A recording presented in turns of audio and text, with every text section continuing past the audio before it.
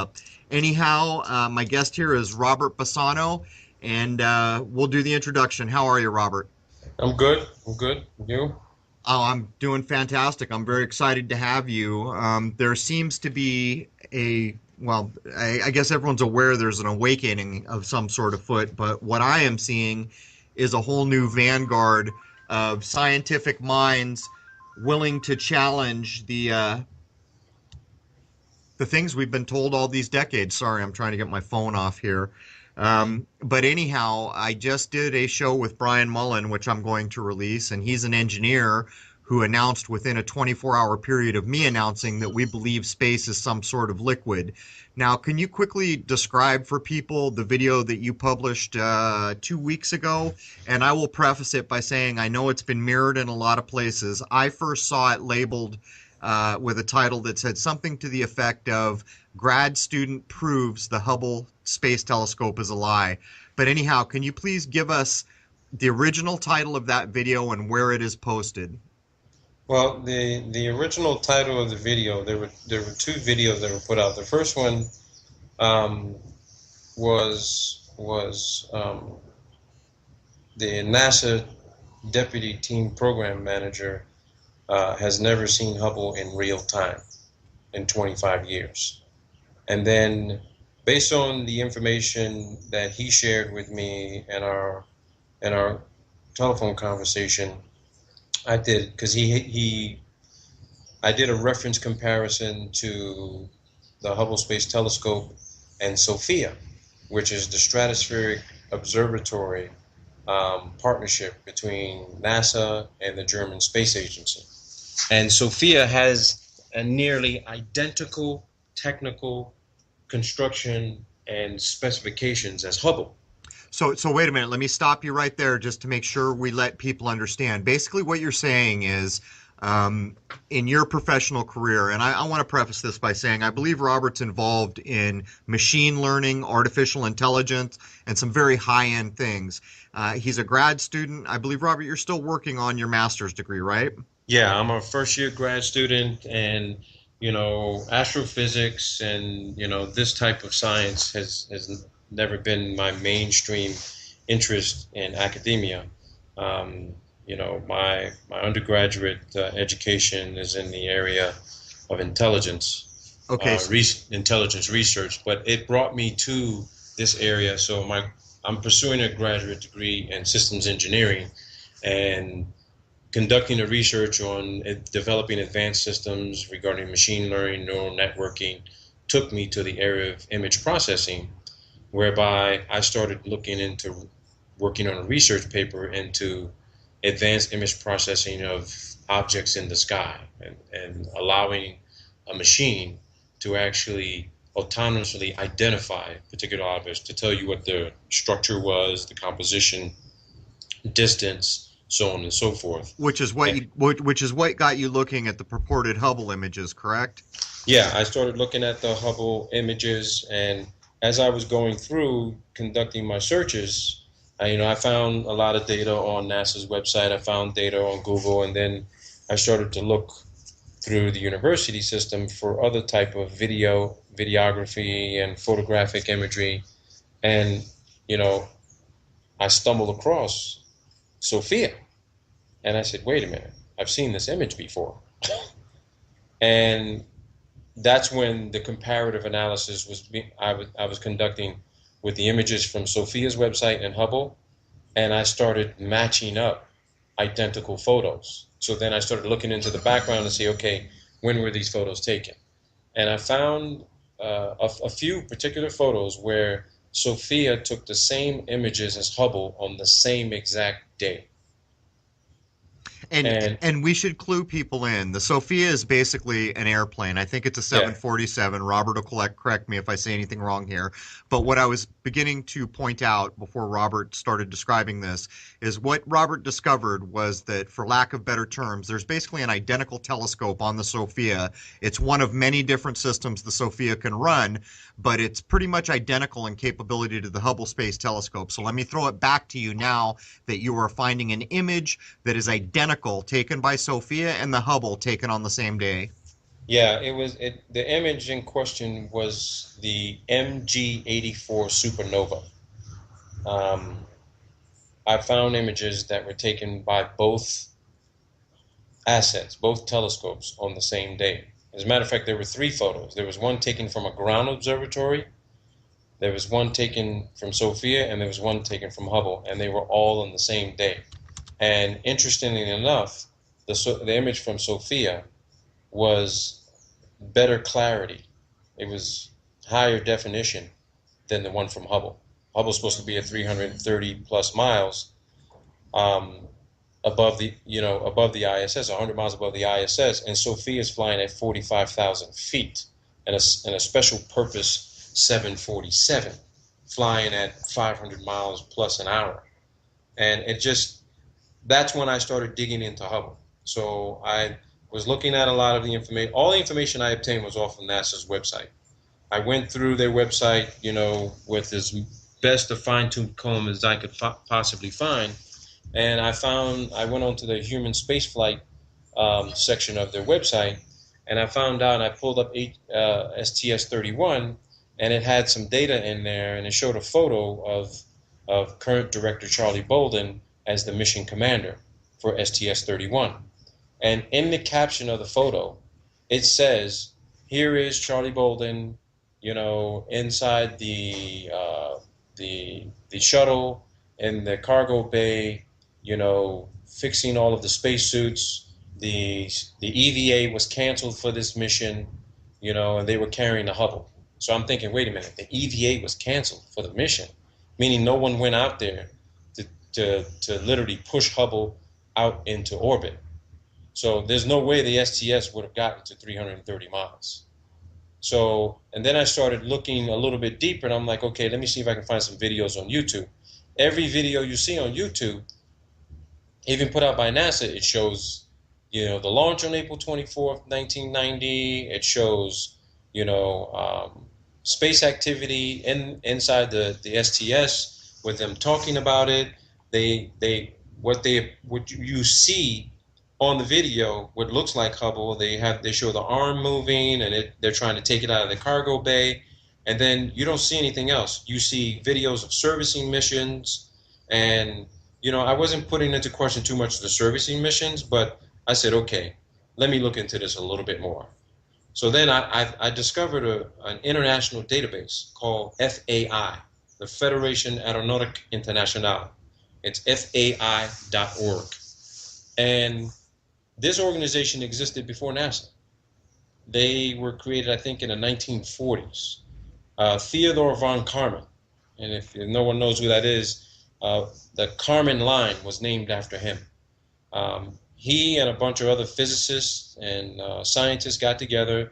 They had this big conference in Switzerland, or Austria, I think, and they wanted to define where space actually begins. And they collectively agreed that they were going to put out an international standard of where space actually began, and they decided it was going to be at 100 kilometers, which is 328,082 feet from the surface center of the Earth.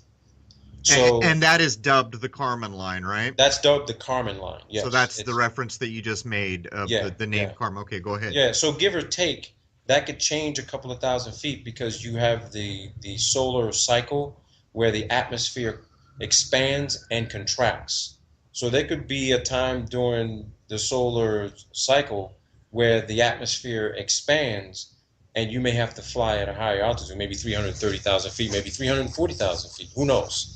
But if you're going to trust the data that you see on telemetry with NASA, I'm going to tell you here right now, you can't trust that data because it can be spoofed. It can be faked. You can put in the software programming, and it shows you what you believe to be the telemetry data, but there's no way to actually definitively verify that's where they actually have gone to. But interestingly enough, the DoD classifies space at 80 kilometers, which is about 262,000 plus feet.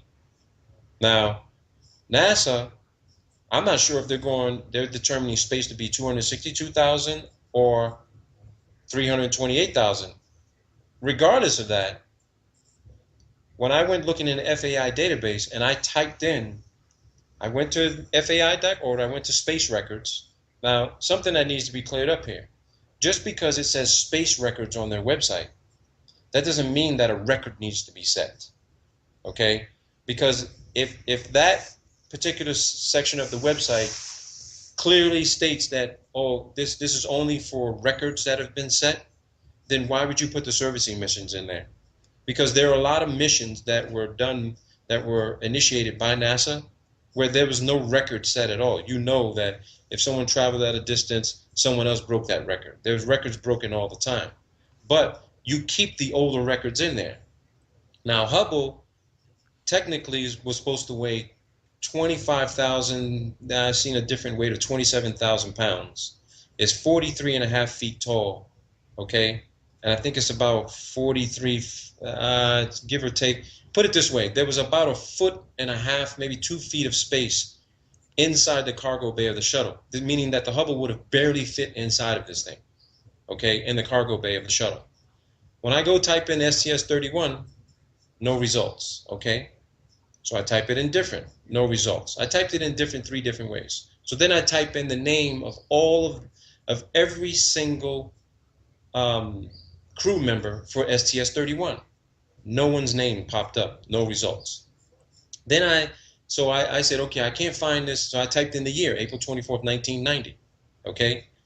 Nothing on the Earth left the Earth in the year 1990. So is STS-31 supposedly them bringing the Hubble into orbit? Is that what that was the mission? April 24th, 1990 was when Hubble supposedly launched from Cape Canaveral and went up into space with 27,000-pound payload. So you're looking for the record of the initial launch that would have left planet Earth. Yeah, it should have set a record. Exactly. Yeah, right. But not just set a record, it's also taking the Hubble up for the first time to supposedly place it in orbit. Yeah, to place it in orbit. And this is, of course, before they discovered the mirror aberration. So then I started typing in. I just went through the entire database. I said, okay, I'm gonna need to click on every single variable of this launch. We know it was a heavy payload, so I said, okay, let me click greatest mass lifted to greatest altitude. You would figure 27,000 pounds could be a large mass in 1990 lifted to the highest altitude, which was 330 miles. Yeah, you'd think. Nothing. So I said, okay, let me make a telephone call to FAI.org. Let me ask them about this, because this could just be some sort of database system error. Maybe there's something wrong with my system. So I cleaned my system, I cleared cookies, caches, I restarted everything, did a security audit, all of that. Logged back in again, tried it out again, okay? And I was getting the same results. So finally, a week later, I get an email back from FAI asking, and they answered. They said, I'm sorry, but the information you provided us, we have no records of this mission, right? So, holy smokes. On the face of it, on the face of what you were saying, is that the actual mission that would have brought the Hubble telescope into space for the first time to place it in orbit, to do what it was supposed to do, there's no record of that mission. Yeah, they said there was no record. But the guy said to me in the email, he says, could you provide me some additional data? So I said, okay, and I sent him the link for the Hubble Space Telescope. I sent him the mission data that's on NASA's website, kind of summarizing the mission. And then I went a little bit further, okay? The UN, the United Nations, has a space administration. Everything that's launched off the surface of this Earth, okay, that's going to be propelled into the sky and for space, has to be registered with the UN. You're kidding. I'm not kidding you. I can give you the link. You can go to the UN's website. I put a video up about this, okay? And you can go to the website and you can check it for yourself. Okay, I put a video up about it, and I'll give that to you later. Yeah. But I went to the UN, and it showed, and literally, you see the list. The United States registered the launch, okay? And then it goes in the description. It tells you the description of the object that was launched into space. So it says, it was a space vehicle carrying people. There was just disposable, rockets that were disposed of, and then non-functional objects. That's what it classifies. So it didn't say anything about a telescope. No, it said nothing about a telescope. Wow. Now, I needed to do comparison. So I decided to enter in the nomenclature and the ID for another telescope that they claim to be out there, okay, which is Chandra, the Chandra telescope. That's that Yep. video that's titled Flat Earth 747 Sofia, the real Hubble and Chandra telescope. So the Chandra telescope launched 9 years after Hubble. So I'm starting to think to myself, wait a minute, why would you send another telescope up there that could do the same thing as Hubble 9 years later? I'm like, so immediately I'm thinking, oh, wait a minute. Now I'm getting some evidence to prove Hubble doesn't exist, and they might have brought it back down because they put up a more advanced telescope that happened to be out in the same area where Hubble should have been. Except you can't even find the original manifest No, record or indication of any kind no, that a high tech telescope that barely fit in the space shuttle was launched into orbit in the first no, place. I couldn't I'd find say it. that's pretty good evidence on its own. Yeah, that's and then I had to make sure because, I asked him, could you please check again, please? I said, what's the procedure for submitting, information to FAI to have something put in the database? He says, well, we get information from the agency who's giving us the data to be launched. They give us the mission data after they've come back, and usually the guy says within 3 to 6 months it's put into the database and he said it's registered and certified as a record. I said, okay, so you're saying nothing was ever submitted? He says, well, I went to go look into the archive files. There's no file there. There's no paper file. I said, okay. So I left it at that. When I go to the UN Space Agency and I look up Hubble and I see that they don't even describe the telescope, but then when I look up Chandra, it actually describes what Chandra is supposed to be looking at. And here's the shocking thing that I haven't revealed to anyone yet. You'll be the first one I revealed it to. When you go to the UN Space Agency's website, okay? Yeah. When you go to the UN Space Agency's website and you enter in Chandra, Chandra is supposed to be looking at the sky, at stars, okay? Okay. Chandra is not looking at the stars. What the hell is it looking at? Okay, I'm going to read to you exactly what Chandra is going through. But while I'm doing that, I'll finish talking about Hubble. So that's why I decided to make the telephone call to HST. So I wanted to ask about this, and I made the call cold so that everyone could see it, and no one could accuse me of, oh, this is all fake. You staged this, yada yada yada. I called down the phone list, and I got a hold of the deputy program manager, and said my name and what I was interested in doing. And yeah, what I'm interested in doing is bona fide, and I am working on advanced imaging processing application, and we just basically had a conversation about this, and he said in the 25 years that he had been, with the program, he'd never seen Hubble in real time. He said he had only seen the servicing missions. Now, is this the Sofia guy or the Chandra guy? No, this is the Hubble guy. This is the Hubble guy. So wait a Yeah. minute. This is an actual. Okay, so wait a minute. I got lost there for a second. What is his title? What is his gig? Okay. Mike Maslinsky is the deputy program manager, Okay. operations manager for the Hubble Space Telescope. Okay. I'm caught up. Gotcha. And Okay. so what you're saying is when he's never seen it, I mean, what are we talking about? He's never seen data collected. He's never seen, live No, images, raw images. he's seen data collected, of course, because it's sending down signal and telemetry data, to let them know what the health of the assets is supposed to be.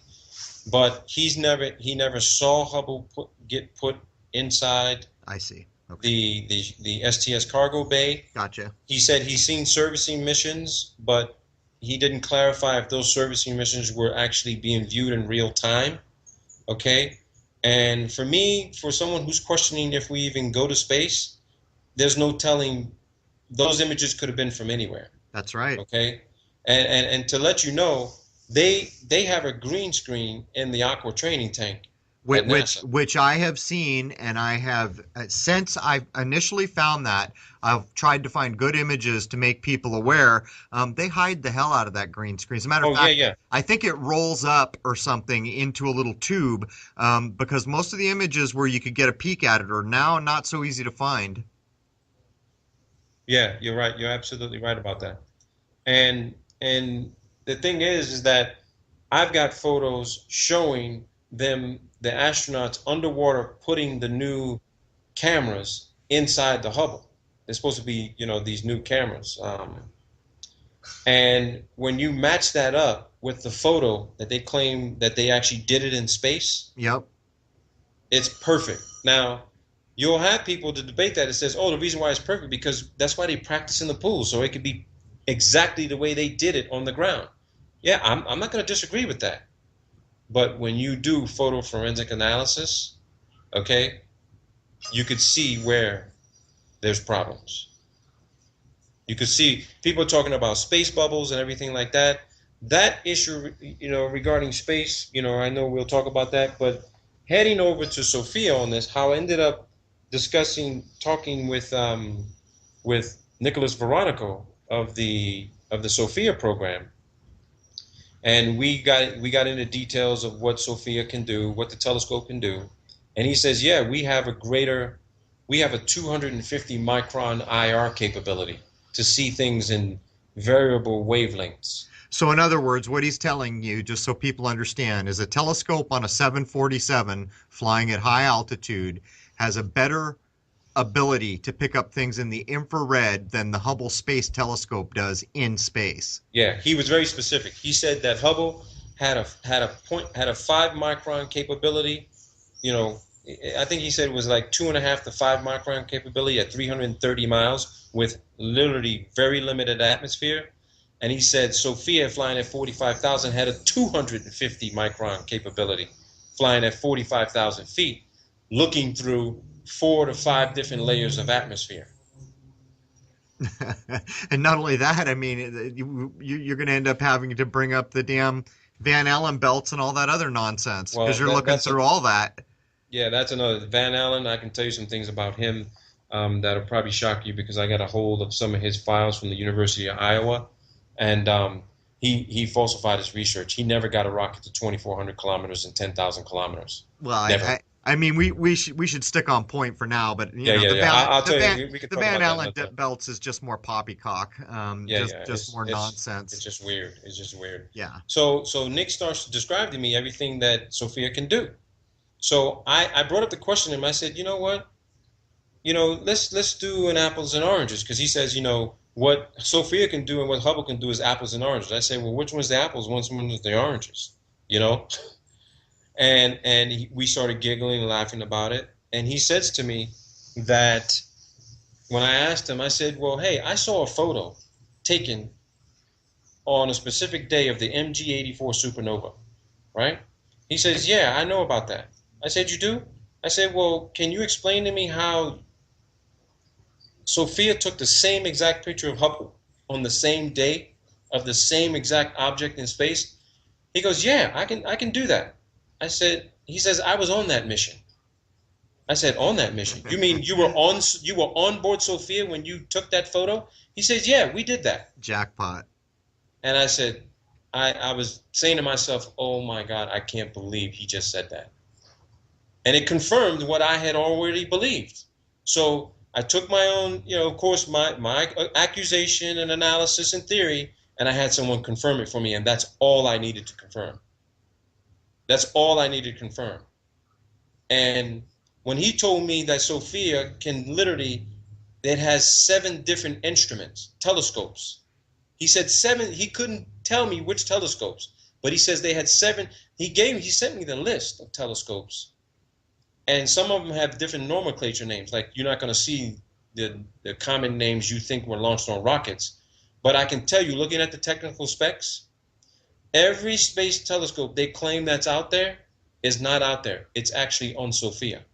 Now, I'm not going to say every single one, but he says they can retrofit and change out the telescopes every 2 days. It takes them 2 days to change it out and put in a different one.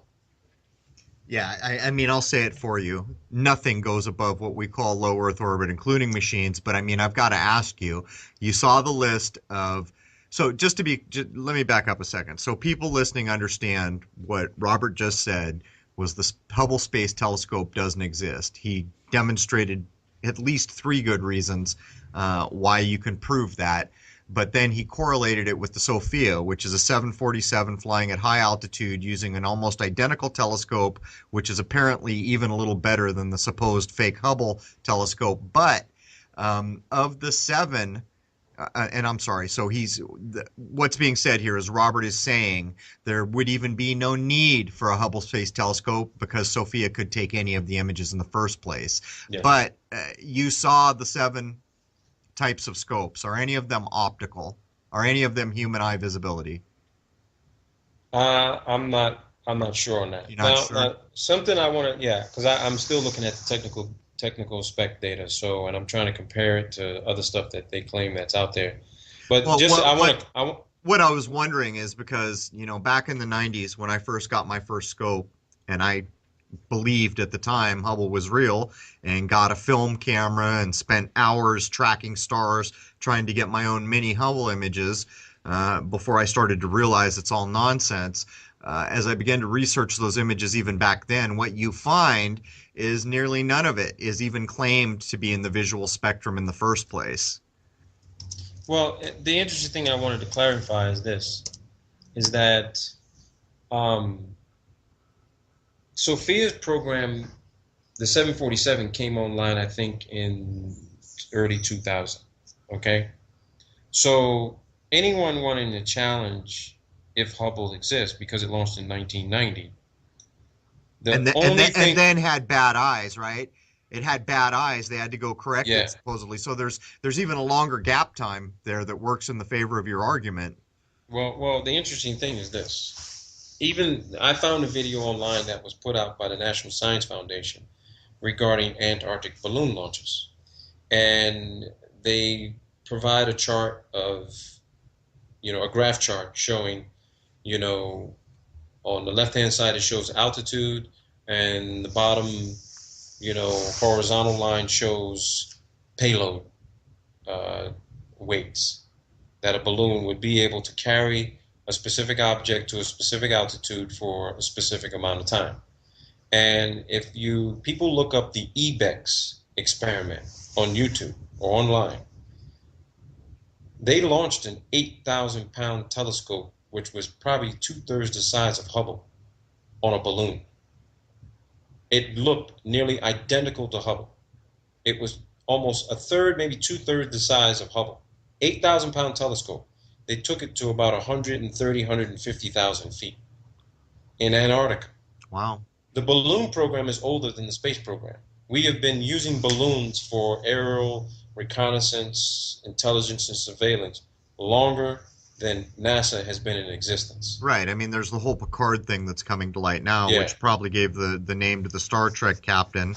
But it's also being used in a Hennessy commercial, which demonstrates space is liquid, and that there's I don't know whether you want to call it a firmament, I call it a barrier, that there's some sort of a barrier up there. But anyhow, go ahead.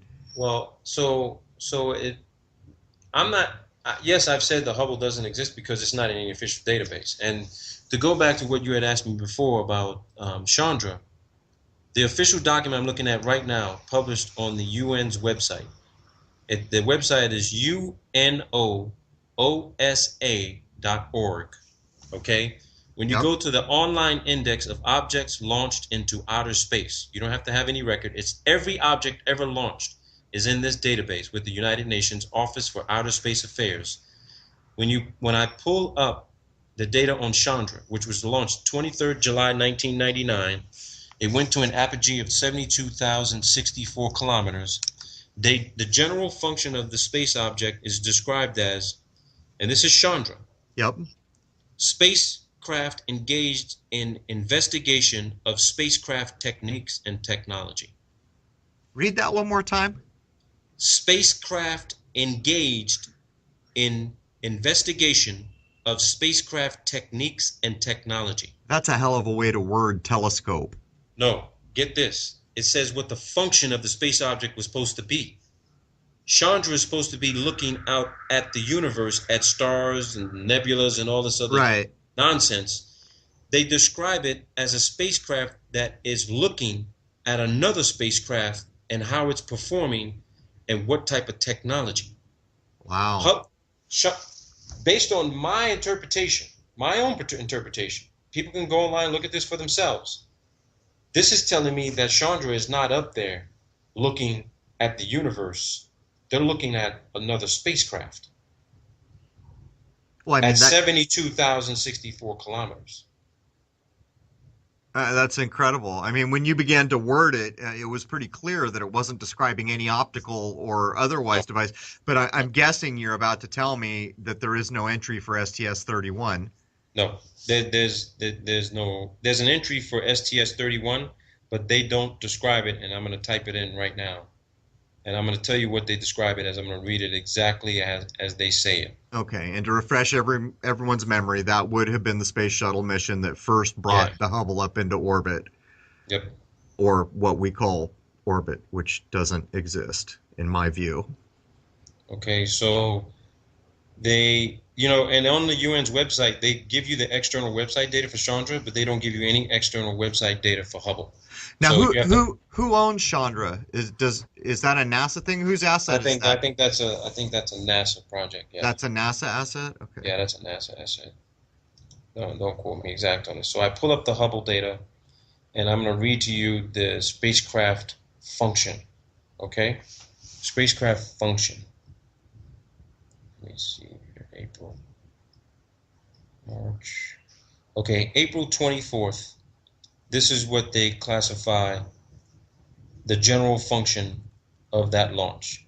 It reached an apogee of 624 kilometers, okay, perigee of 610 kilometers, and the general function is research and exploration of the upper atmosphere or outer space. Does it have a bill of lading? Does it tell you what they were carrying besides people? No, no. So there it is. I mean, on its own, that would stand up in court. You could make the argument with that alone, if that's documented everywhere like that and not just online, that the Hubble was never even, left.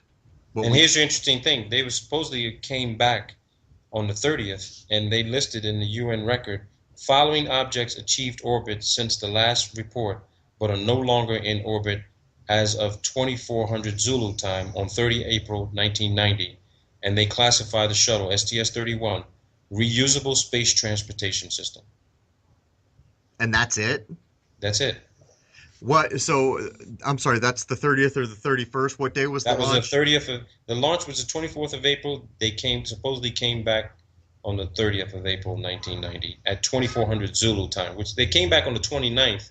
So you could say that came back that evening, and it was officially recorded as 2400 Zulu time the next day, which is the 30th of April. Well, I think anyone in their right mind would ask if you could put a 747 up there, which could be outfitted with any number of telescopes that can take images that are listed as better, higher quality than a space telescope. Why in the hell would you even go for the expense of trying to put something in space? But there's one thing that we haven't really discussed. Do you remember when Bush the Jr., the donkey man, wanted to remove or quit servicing the Hubble Space Telescope, citing that it was too dangerous to continue to do so? But there was a public outcry from the science community that didn't allow him to do it. And if I had to guess, looking back on that now, they were trying to cover their tracks by saying it was too dangerous, we can't service this anymore, and they were going to erase it from history. But everyone screamed and yelled, you can't do that. And the reason they screamed and yelled was because of all these beautiful images that were fraudulent they'd been handed. Well, here goes the additional link analysis, that I hope supports, the claim and proof that Hubble never left the ground. And here's the additional data that a lot of people didn't look at. Hubble, the cost of Hubble was $1.5 billion. Okay? Jeez. Now, the total program came out to around $2.5 billion because they had to fix the mirror. Actually, no, they didn't fix the mirror. They realized they couldn't fix it in space. That's what they claim. And they had these additional cameras developed, which was somewhere around half of maybe a couple of $100 million each. And, right? and I have a feeling if you look at the launch time to the time that they put the glasses on and fixed it, that would further bolster your argument for the Yeah, Chandra. Yeah, exactly. But yeah. here's the interesting thing. When you always follow the money when it comes to fraud, okay? I found out, I researched how much Sofia cost. It cost the same amount of money it cost to build Hubble. It cost $1.5 billion to build Sofia. Now get this, it gets better. It gets better. So what I'm thinking is, I think I know what happened. They realized that Hubble, because see, every space object has to go into the Glenn Research vacuum chamber to undergo the same conditions it would be under when it was, if it ever gets launched into space, right? So Yeah. they put it through those conditions.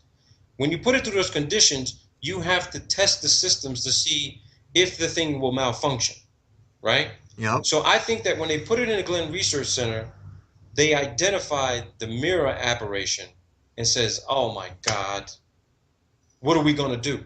So they went ahead with the launch, empty shuttle, okay? Empty shuttle. They went ahead with it. They posted on their own website. They scrubbed the EVA, the extravehicular activity. They canceled it, right? They didn't talk much about it. And what happened was they had to go to Congress to ask for another $1.5 to $2 billion to put it on a 747. I think that they gutted the original Hubble. They took all the components out of it. They built another mirror. They had the, because Hubble's mirror is supposed to be, I think, 2.5 meters, 2.7 or 2.5 meters. The Sofia mirror is just a little bit smaller than that, but the technical specs are identical. Literally, if you were to gut Hubble, you could look at the photos online and you would see those exact components inside that 747. They gutted it, put it on Sofia, and I don't know what's been sending them into telemetry data, but it's not the Hubble at 330 miles. And when I put together the mathematics to say, wait a minute, if this asset has no way of staying in orbit like you claim the ISS can do, because it has a propulsion system, that means if the ISS is losing altitude and gaining altitude, but the Hubble continues to degrade in altitude and it's undergoing increased atmospheric drag, based on the math and the time frame, Hubble should actually be in the ocean. Yeah, but I mean, what you just described, I mean, I think I could give you a better, Columbo synopsis here. They Yes, sir. took the money for Hubble. They never built it. They built a dummy model which got showed to the public. The reason for that is because nobody can go above low Earth orbit, and they knew they could never put it in space.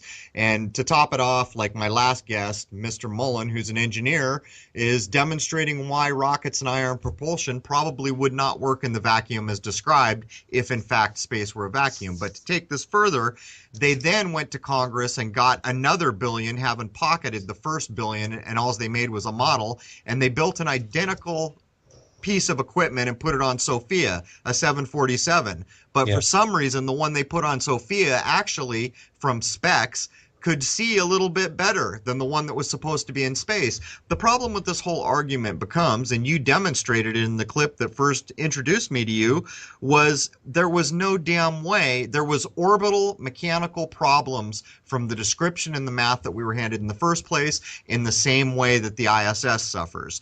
The ISS gets away with the lie because of the ion propulsion boosters or whatever Yeah. ridiculous, silliness they're telling us. But the fact remains, what you said is true. There were no thrusters, no boosters, no nothing on Hubble, which means by their own rules, its orbit will degrade and it will burn up. Yeah. And, So, and, and, and the thing about it is this, is that, when I said these things to this guy I was talking to about the Hubble, he said, interesting. He didn't debate saying, no, you're wrong. It's still up there. I couldn't get I a mean, sense of whether that guy he was couldn't. completely clueless or the best freaking straight face in the history of, Well, I mean, NASA. you don't sit at a desk as deputy program manager for 25 years and never ask yourself this question. And I he even know. said himself in the phone call with the guy uh, about HST. He says, you know what? Why he says, why would we put a camera on it? I said, listen, Police departments put cameras on bomb robots when they go inside buildings so they Right. can look at the robot. Right. Those assets are maybe a $250,000, $300,000. Why would you not put a camera on Hubble, which is one and a Liquor half stores billion do it, dollars? dude. Liquor stores do it to You know, protect their beer. I mean, come on. and then he says we don't have a need to look at it. I'm like, wait a minute, okay. So based on where Hubble, you say Hubble is right now, and where the ISS is, 100 miles below it, why can't the astronauts ever turn around? They should be able to see Hubble with their naked eye, with a DSLR, maybe 400, 500 millimeter telephoto zoom lens. And I got all kinds of excuses from people who want to comment on my channel saying, "Oh, you're so stupid. You need to look at the telemetry data on this sat view, and it shows the Hubble's path. It shows the Hubble's path in ISS. They never come within a distance of each other, even see each other." I'm like, really? Then how is it that you can see the moon 250,000 miles away with your naked eye from ISS, but you can't see Hubble that should be within 60 to 80 miles across the It's Earth? oh come on, it's ridiculousness. I mean, it just none of the explanations could stand any sort of serious weight to why it wasn't in the international database. See, the people at NASA says we don't manage the database. I said, yeah, I understand you don't manage it, but you want to tell me why your servicing missions? When you go search the servicing missions, all of them are in there except two. So why would you put the servicing missions in the international database, but not the actual primary mission where you say you put something up in the sky that's 27,000 pounds? And what makes matters worse, you know how heavy Chandra was 9 years later? Chandra was twice the weight of Hubble, 50,000 pounds. And they say that this thing is actually in the sky. They said that they were able to launch something 50,000 pounds, twice the density and weight and mass of Hubble. But when I went into the international database, guess what? Chandra's not in there either. Oh, you're kidding. No, Chandra's not in the international database. Well, I mean, this just keeps getting better and better. I mean, that when you begin to read the definition of Chandra, it was pretty clear to me that we're not talking about any kind of an optical device or any kind of a telescope in the first place. But the other point I would make is the International Space Station astronauts don't seem to be able to see anything. They can't see satellites, No. they can't see the Hubble, but all those supposed 10 to 20,000 satellites, a good number of them have cameras. So to even try to make the argument that the ISS astronauts can't do it, well, there's any number of 10 to 20 damn thousand satellites that are armed with cameras, we are told. Yeah. So and here's the thing: if we're doing intelligence, surveillance, and reconnaissance and mapping the Earth, right. why wouldn't you want to have a real-time photo view? And if there's 13,000 objects below or above the ISS, why when you see the ISS live footage, you can't see a school bus size object whiz past the ISS? And not only that, it's got panels, so it's going to reflect sunlight at certain attitudes. Well, the interesting thing about it is this.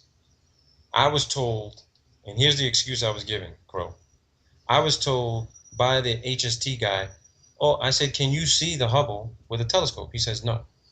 He goes, but you could see it at night when the sunlight hits it and it reflects sunlight.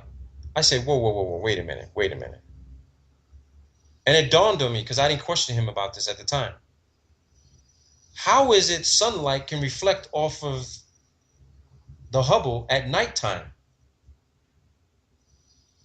Do you see the ridiculousness in what I just said? How is the sunlight reflecting?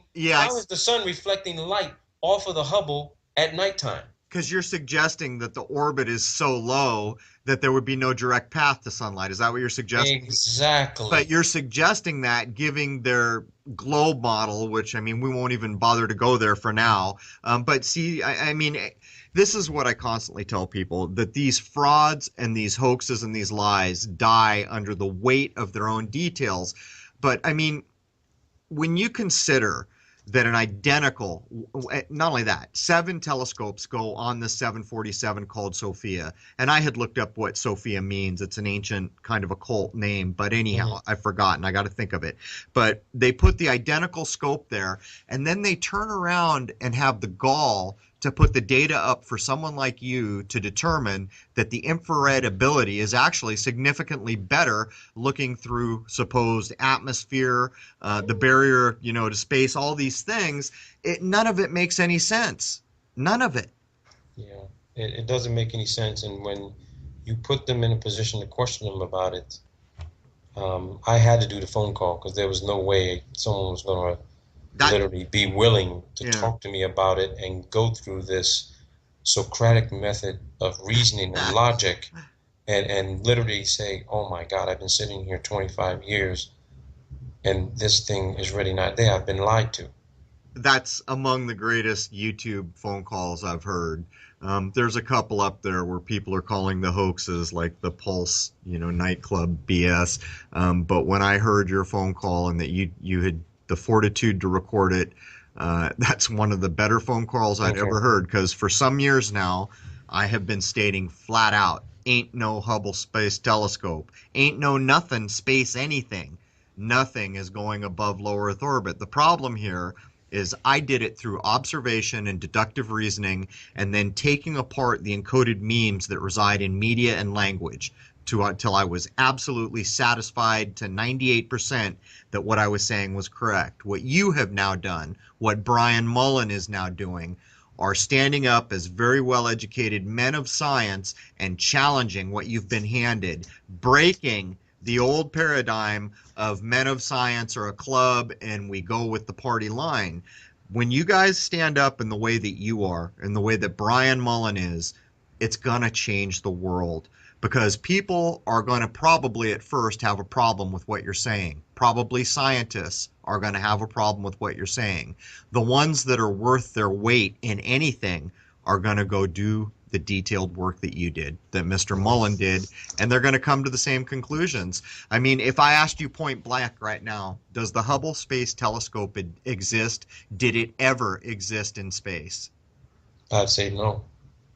Do you think it's demonstrable? Would it stand up in a court of law, in your opinion? Not that I'm faking like you're a Well, lawyer, well, but do here's you? the thing. I actually have a background in law. I was a pre-law student at first, and I'll tell you something. What I know about doing mock trials in classroom is this: the burden of proof would be put on NASA because They're I would making the present claim. all of this evidence, and their their motion in mitigation, I would file a motion to compel the court to force them to produce visual real-time evidence that Hubble is where they say it is.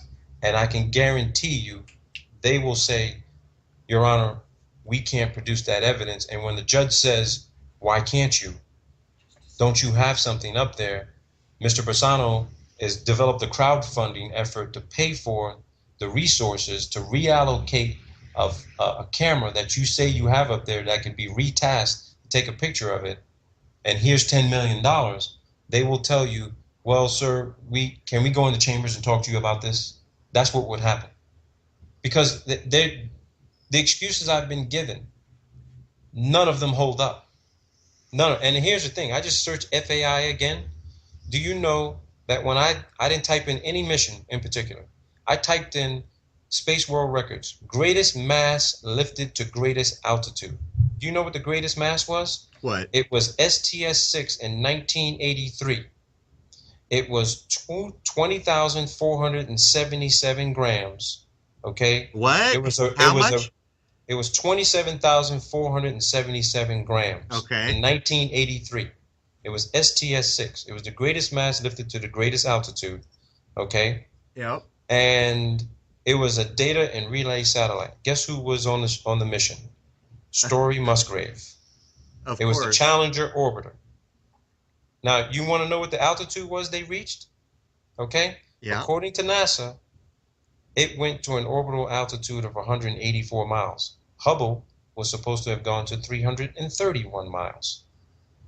So you tell me how it is the greatest mass NASA recorded in the international database was a tracking and data relay satellite. Right. And what about Chandra? Chandra's not in there. Well, what I'm Chandra's saying not is you said yeah, Chandra Chandra was was 50,000 yeah, pounds. even bigger. 50,000 pounds. And Yeah, then it's all when you do the weight nonsense. conversions, when you do the weight conversions from kilograms to pounds, you know, 27, let's just say 28,000 kilograms, that's 61,000 pounds, Damn. right? And Chandra was 50,000 pounds. You know, these things should be in the database. Well, Yeah, so yeah, and Chandra, you're just piling on at this point. There's no record of the damn launch. And not only is there no record of the launch, there's no record of a cargo that fits the correct description. no, And not only that, even though the Chandra is listed, its description does not describe a telescope. no. It says it's looking at another space. It's investigating another spacecraft technology. So is it looking at Hubble? Is it looking at the ISS? What is it looking at? Well, Because it's not pointed at the I sky. guarantee it's not looking at either one of those two things because those two things are not in space, Yeah. I And would if say. all you have to do is check the servicing missions, some of the servicing missions are in the international database. Why you put the servicing missions there? And here's another question I had asked. I said, wait a minute. I said to him, if they were servicing the Hubble, okay, did the Hubble come down? Did they wait for the Hubble to come down into an altitude that the ISS, that the shuttle could grab it? And, or did they go up to the altitude where Hubble was? There was an Uh, inconclusive statement on that one. But well, what are you implying? Are you implying that the orbit for the Hubble was higher than the ISS is ever supposed to well, go yeah, over? well, we've never seen the shuttle go higher than the ISS. I see. Okay, I mean, there's been missions where you see the ISS flipped upside down and it's looking down at the ISS. Yeah. Okay, I'm not going to debate that. My point being is this: when I asked him, okay, so wait a minute, when they capture Hubble, it has no propulsion system. It's supposed to be flying at 17,000 miles an hour. How are they pushing Hubble back up into its supposed orbit?